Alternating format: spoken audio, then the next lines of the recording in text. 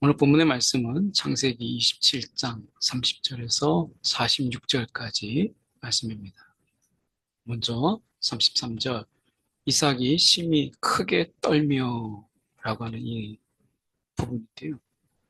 이삭이 심히 크게 떨었다라고 하는 것은 두 가지로 볼 수 있어요. 하나는 야곱에게 속았다. 편애를 통해서 이삭에게 주고자 했던 이런 축복, 이것이 야곱에게 갔다라고 하는 이러한 생각들, 내가 야곱에게 속았다라고 하는 이런 배신감, 그리고 감히 나를 속여? 라고 하는 이런 부분에서 오는 떨림이 있죠. 분노의 떨림.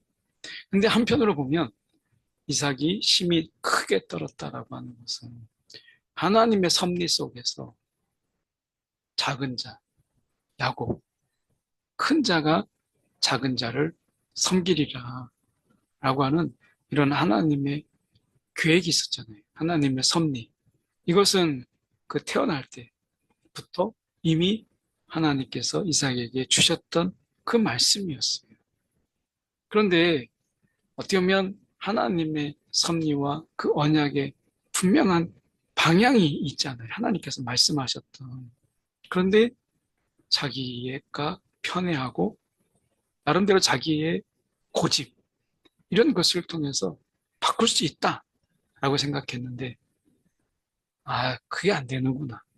이것을 결국에는 하나님의 섭리, 하나님의 계획, 하나님의 언약의 그 방향대로 되어져 가는구나 라고 하는 것을 이삭이 깨닫게 된 거예요. 하나님의 이 뜻은 내가 아무리 애써도 안 되는구나 라고 하는 것. 이것을 깨닫게 된 거죠. 그래서 이삭이 심히 크게 떨었다. 오늘 하나님의 그 계획, 하나님의 섭리 속에 주어진 그 계획에 순종하는 것이 중요하지. 우리의 생각, 우리의 아집, 우리의 고집으로 이걸 방향을 바꿔야 되겠다 하는 것은 그 또한 하나님께 불순종이에요. 내 마음에 들지 않더라도 하나님의 계획 속에서 야곱을 그 약속의 자녀로 이어져 가게 한다라고 하는 것. 물론 이삭은 에서를 통해서 흘러가기를 원했지만 하나님은 야곱을 통해서 그 약속의 자녀 그리고 약속의 축복이 흘러가기를 원하셨던 거잖아요. 그런 의미에서 이삭이 바꿀 수 없다. 이것을 깨닫게 된 거예요. 결국 이삭의 이 심이 떤다라고 하는 부분 속에서 우리가 계획했을지라도 인도하시는 이는 하나님이시다라고 하는 것을 기억하면서 힘을 쓰지 말라. 하나님 앞에서 헛된 힘을 낭비하지 말라.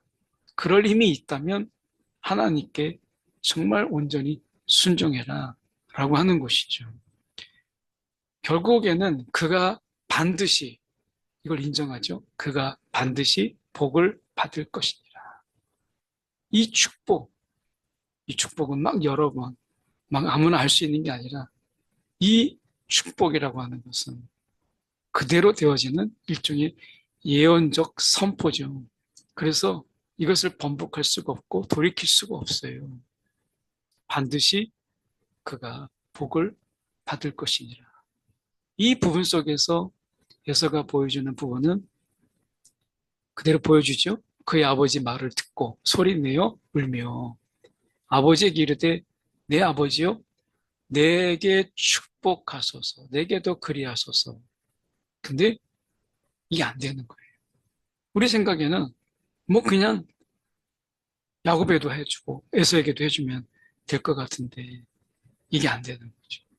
하나님의 이 주시는 이 축복이라고 하는 것은 아버지를 통해서 선포되어지지만 하나님이 그 선포한 그대로 그에게 축복이 흘러가는 이 축복권이기 때문에 그래서 야곱에게 준 것을 에서에게 줄 수 없는 내 복을 빼앗았도다.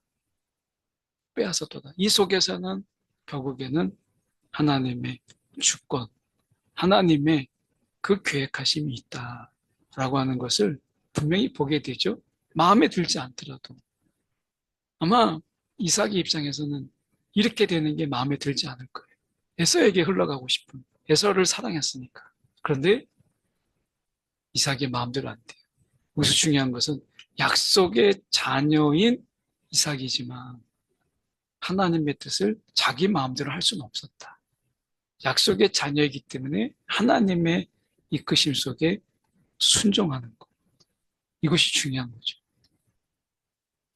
37절에 이삭이 에서에게 대답하여 이르되 내가 그를 너희의 주로 세우고 그의 모든 형제를 내가 그에게 종으로 주었으며 곡식과 포도주를 그에게 주었으니 내 아들아 내가 내게 무엇을 할 수 있으랴.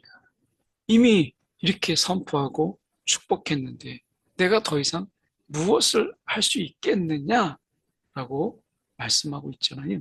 이만큼 이 축복이라고 하는 것은 함부로 할 수도 없지만 그 한 것에 대해서는 하나님께서 그대로 행하신다라고 하는 것을 말씀하고 있어요. 결국 에서를 통해서 우리가 깨닫게 되는 바로 그것은 물론 야곱이 잘했다는 건 아니에요. 그런데 에서를 우리가 영적으로 우리가 좀 바라본다면 에서는 결국에는 하나님의 뜻에 이 관심이 없었어요. 하나님의 약속. 이방 여인들과 결혼해서 제멋대로 살았고 장자의 명분을 팥죽에다가 파는 이걸 굉장히 가볍게 여기는 그런 모습들.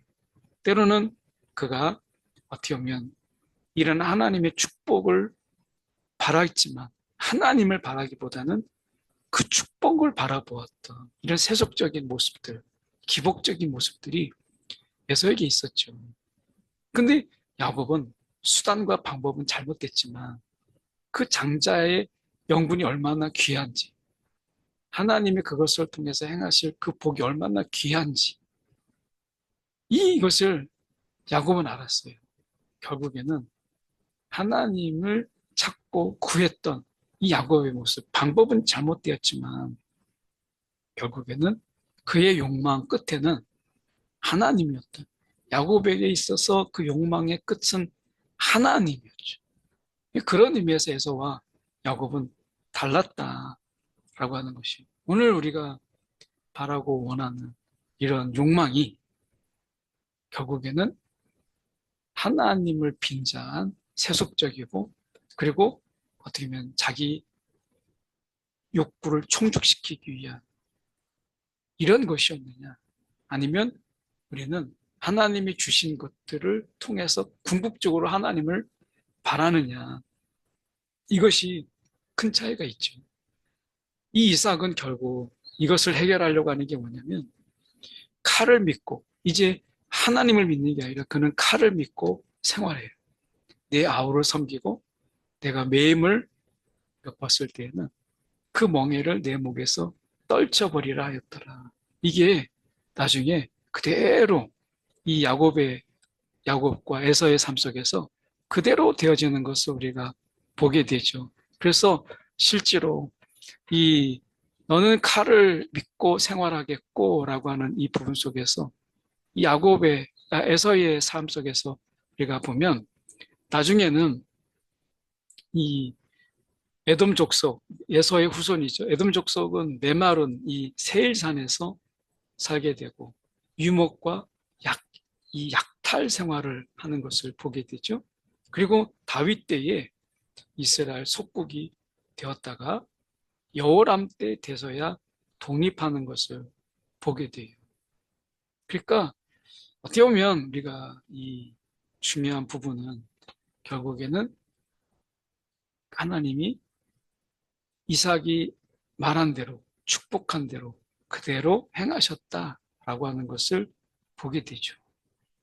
이것은 어떻게 보면 그가 하나님의 복과는 상관없이 하나님을 믿고 사는 것이 아니라 칼을 믿었다. 이 부분에서 굉장히 중요한 부분을 우리가 보게 되죠. 결국에는 이 말씀 그대로 역사 속에서 그의 후손들이 이루어지는 것을 보게 됩니다. 안타깝죠.